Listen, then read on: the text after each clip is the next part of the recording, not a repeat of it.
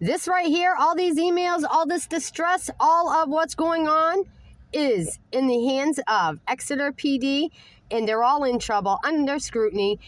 The victim that they claim came forward and told them when he reached out for help, all he wanted was her to get medical. She needed medical attention. And the fact is, they lied, and they also said, nope, too late. They arrested my daughter after they had already been told it's a medical condition. It's not a physical violence condition. It's not something she meant to do. With that being said, after that, my daughter went missing and she was entered into the NCIC, found within moments, wasn't she? And I'll tell you right now that it only begins here. After it's all been done over and over and over, repeat of history, since my grandson entered this world. And I tell you, Kevin Bickford is a predator and a pedophile, not by label by the court, but by me. And everybody that's been told should have already come forward. All the mandated fucking reporters about my daughter being sexually assaulted. Maybe it was consensual, maybe it wasn't. But at the age of 12 and 13, that's not fucking consensual when Kevin Bickford was in his 20s. Now is it, Island Pond, Vermont? Where I'm going with what I just said is the fact that in 2021, I was living in Island Pond again. I was right across the hall from my daughter. My daughter moved upstairs to the 3rd floor, and we had the doors open so that my grandson could move back and forth between Grammy's house and Mama's house.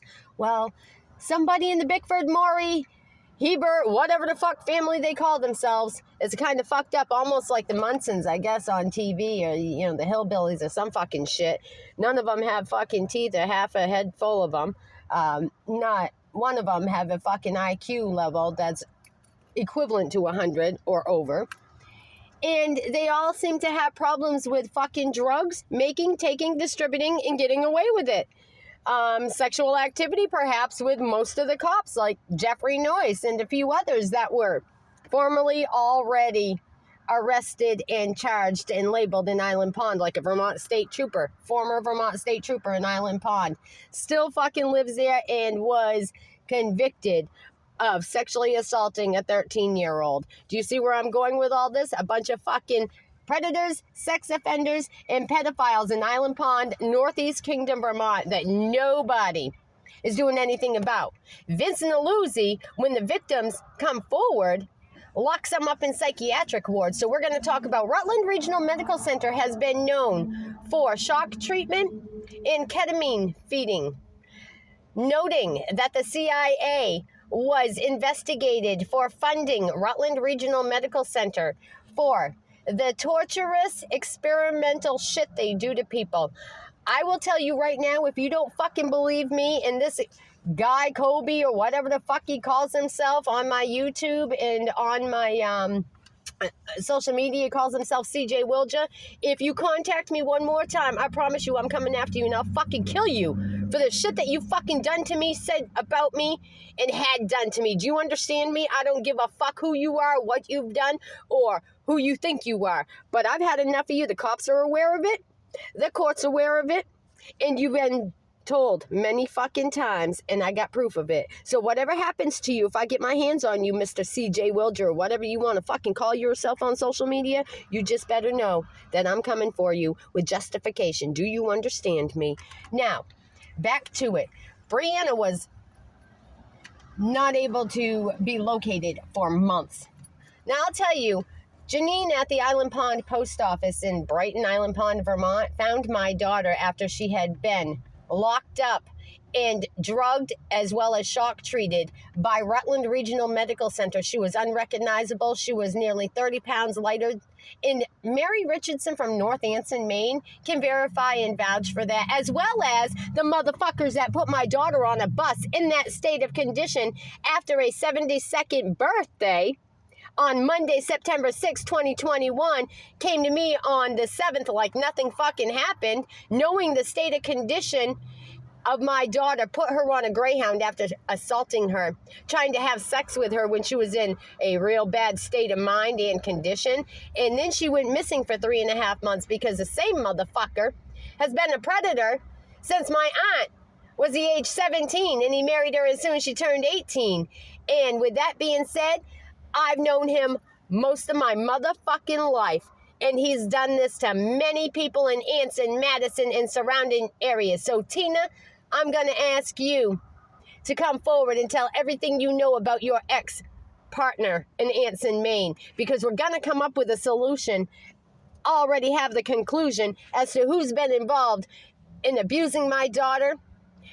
All of the police that have the reports, all the FBI agents, all the detectives, Homeland Security, Eric Millar from Stratford County, New Hampshire, states that he's the best there is. He spends more time talking and boasting about how fucking good he is. But why is all this shit still happening? Why are the police being able to retaliate? And why is William Asher, musician, still out here on the fucking streets? He's not been talked to, has he, Portsmouth, New Hampshire, or Homeland Security, about extortion? How about the fact that I've already shared with you Inside Edition tapes that prove William Asher in Portsmouth, New Hampshire is my ex-husband at the Repertory Arts Theater in Portsmouth, New Hampshire. That's right. He's known as this glorified musician that plays this fucking little doo-doo, okay, for the police and politicians and all of their little fucking steaks for snake dinners, all right? So, yeah, I just want to let you all know it's time. Abolish the fucking government and start thinking before you react and talk shit about me, because I am not taking any of it in. Do you hear me? With that being said, I hope you all have a great day. And if anybody's been abused, retaliated against, drugged, or had anybody disappear or murdered by police, politicians, or set up by any of them, you need to be doing something about it. Don't contact me. I'm tired of fucking talking to y'all, okay? I'm tired of giving you free advice. I'm going to start charging for it. So, again, if you care about your loved ones or anything that's happening out here on the streets in this country, in your own backyard, or anywhere in between, I suggest get the fuck up and start speaking out. And I don't vote because I don't like criminals. When they clean house and get some real fucking people in there that care, then I'll consider. Thank you.